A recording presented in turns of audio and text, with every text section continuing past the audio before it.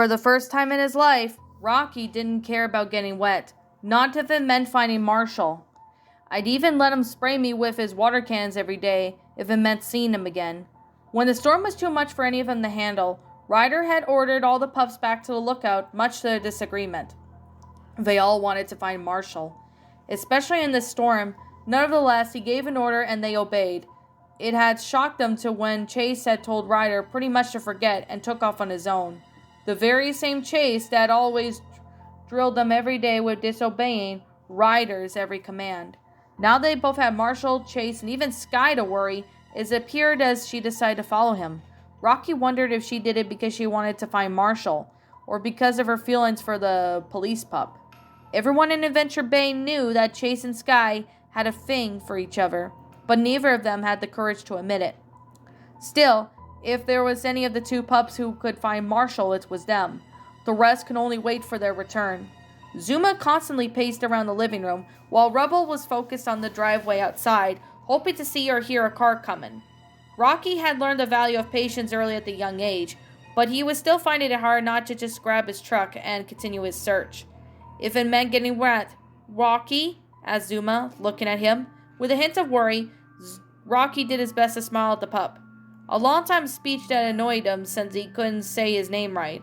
Over time, he grew used to it and saw Zuma, his little brother, next to the team next to Rubble. Do you think Marshall hates us? The idea of Marshall and the hate never once crossed Rocky's mind, maybe except for flying. But the fight was earlier in the day, playing in his head. He didn't lie and couldn't think that there was some truth in Zuma's question. I don't know. I don't blame him, Mum, whispered Rubble, looking from the window. We said such horrible things to him over a stupid show. I don't care about how long it takes. I'll make up to him. I promise, said Zuma, rubbing his eyes. I just want our family back. Rocky then walked over and hugged his friend, who began to cry on his shoulders. I'm sure Chase and Skye will bring them back. Everything will be okay. At least Rocky hoped so. He couldn't help but get a bad feeling in his chest that something bad had happened. Chase's war cry echoed across the cave like a demon unleashing its rage. From the entrance, Skye saw her friend run towards the bear with bloodlust in his eyes. She knew what it was all about. She had seen the bloody collar and with it, and began to paint the image of an eaten-up corpse. Doing her best to avoid bile growing in her mouth, she saw Chase slide underneath the charging bear, turning around and barked and jumped and biting the bear in the tail. The beast howled in pain as it tried to shake off Chase, but he refused to let go. Using his paws, he pushed himself onto the back and started biting as hard as he could at the neck, his German Shepherd teeth ripping fur and flesh out. Skye didn't really know what was scarier, the bear or Chase. She had seen Chase act violent before, mostly against occasional theft or bully that they had to deal with. But this was the first time Chase looked like he was fully willing to kill. Still frozen, Skye watched in horror as the bear finally got wise and made for the wall of its cave. Turning around, he slammed his back against Rocky's surface. Chase cried out in pain before slipping down, dazed on the bleeding around his ears. Seeing his tracker down, the bear got up and opened its jaws. Chase! Shouted Skye before turning to her pup pack. She may have lost one friend, but she wasn't about to lose another. Arf! Arf! Wings! Once her wings came out, Skye flew as fast as she can towards the bear. Normally she wouldn't dare to attempt to do this in such a narrow space such as the cave, but it was better than losing two pups in one day. The bear's attention was caught as Skye zipped around the bear. While barking at it, it roared to try to swipe at her with its claws, but she was much too nimble for it. Getting an idea, she headed towards the exit of the cave while shouting, Come and get me, you overgrown teddy bear! The bear roared in anger and chased after her, reaching the edge of the cliff that led all the way down. Skye even took the air even higher as the bear continued to roar at her. Hey! Shouted a voice, catching the bear's attention. It turned around and saw Chase, on his back on his paws, growling at the bear. Bark! Net! His net launcher emerged from his pup pack and fired. The net had wrapping around its muzzle and the face of the bear. Blinded and unable to roar, it landed on its hind legs in confusion while swiping in the air. This is for my brother, you murderer! shouted Chase. He emerged forward with a loud cry. He tackled the bear right in the chest. Skye watched as he breathed at the force of the blow, pushed the bear off the edge of the cliff, hurtling towards a dark chasm below.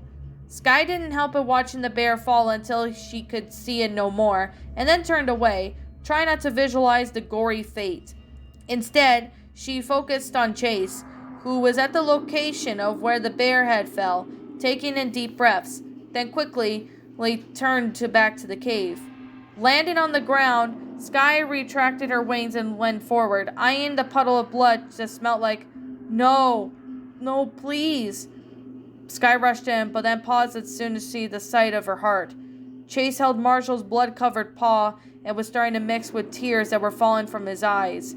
Slowly, he got up and looked up at Skye with a bleeding face. Please tell me... To tell you what? Asked Skye, who was just starting to feel her own waterworks coming out. Tell me this is just a dream. Tell me that this isn't real. And when I wake up, Marshall will be in his doghouse, washing it and tripping on his hose and spraying Rocky again. And I'll just laugh because that's Marshall being Marshall, whispered Chase as he lowered his head. Skye, please tell me he's not dead. Skye then looked closer to Chase, then nuzzled him, holding him closer as she felt the collar before her chest. Chase, I'm so sorry. I'm so sorry. She closed her eyes and felt him breathe heavier and heavier, hyperventilating even worse than each breath, until at last he unleashed a painful scream. Ah! Chase then fell to the floor, cradling the collar as he openly bawled. Mud, tears, and rain decorated the defeated face as he screamed, He promised! Oh, Marshall, please don't leave me. I'm sorry for everything. You're not an annoyance. You're my brother. Don't leave like Dad did. Please, I love you. Please, Marshall, please.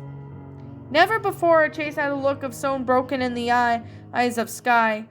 The once strong, capable leader that she always admired before feeling for him had left her speechless.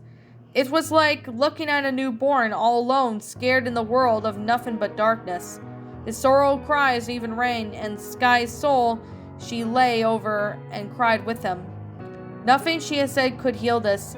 She wasn't sure if anything could heal this. Marshall, her comrade, her friend, was gone forever. Nothing could be the same. Paw Patrol would never be the same. I need to call Ryder, whispered Skye, figuring out he and the rest of the pups deserved to hear the news. Chase didn't say anything. He just whimpered, pressing her communicator tag as she called for her owner. Skye, thank goodness, what happened? Are you and Chase safe?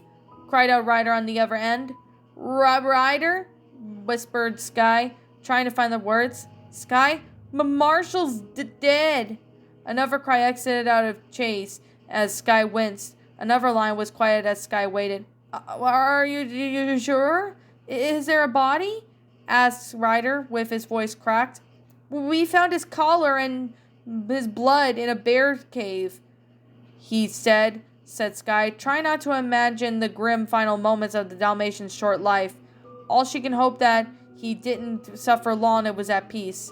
There was a long silence that was only broken up by Chase's crying. Finally, Ryder said, Are you safe? Yeah, we are. When the storm ends, come home. Ryder, I'm sorry. It's our fault. If we hadn't... Skye, don't blame yourselves, please. Skye swore at that before the call ended. Then she heard a heartbroken cry. Ryder looked at the pup pad in his hands as tears dripped from his eyes onto his own screen. Marshall was gone. One of his pups were gone. He failed. He failed Marshall, and he failed the rest of the team. A part of him wanted to throw his pup pad on the floor, head downstairs, and scream at the others for what he had done.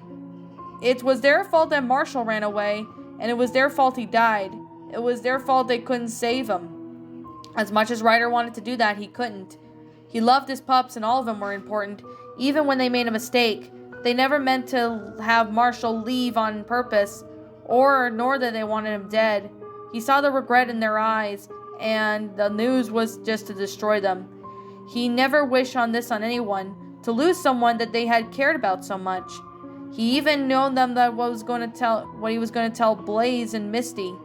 They trusted him to look after Marshall, but he let them down. He let their only son die, not in the face of duty, but in the face of the cold, harsh forest where he had been devoured by a bear. Ryder knew that there was always danger when he started Paw Patrol. His father even lost 3 different pups in the rescue rovers before replacing them. Ryder swore that he would have never have that happen in Paw Patrol, but that promise was now broken. There were more than one team, and they were family. Even a truer for Rocky, Zuma, and Rubble, who didn't have parents like Marshall or Skye or Chase, and now they had to mourn for the loss of their own. Skye had sounded all broken up, but he could also hear the whimpering cries of Chase. Marshall had been the key rocks for the police pup after Trigger had died in the line of duty, and now he had to lose another important figure in his life. What was he going to do to Chase mentally?